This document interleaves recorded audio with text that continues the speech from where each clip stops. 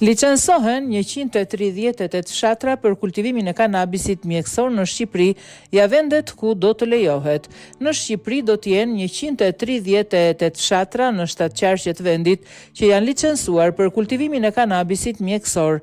Në 6 mars 2025, Këshilli i Ministrave miratoi zonat kadastrale ku do të lejohet kultivimi i kanabisit për qëllime industriale. Vendin e parë e mban Gjirokastra me 53 fshatra, ndërsa pasohet nga Kuksi me 23 fshatra, Shkodra me 17 të tillë.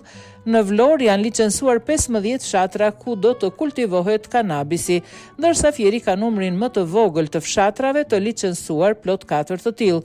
Më parë, qeveria ka miratuar dhe standardet për zonat dhe parcelat e tokës në të cilat do të lejohet kultivimi i bimës së kanabisit për qëllime mjekësore.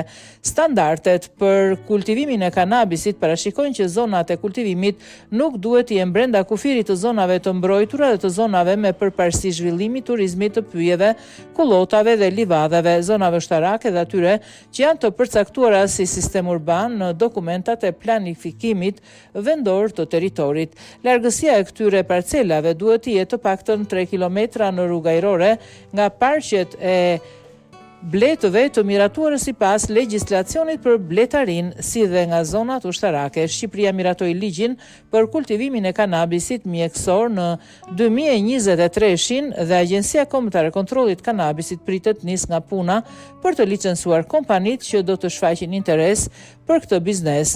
Veç eksperiencës, kompanitë duhet të investojnë minimalisht 10 milion euro dhe duhet të sigurojnë kontrata eksporti për jashtë vendit, pasi kanabisi mjekësor është i destinuar vetëm për eksport.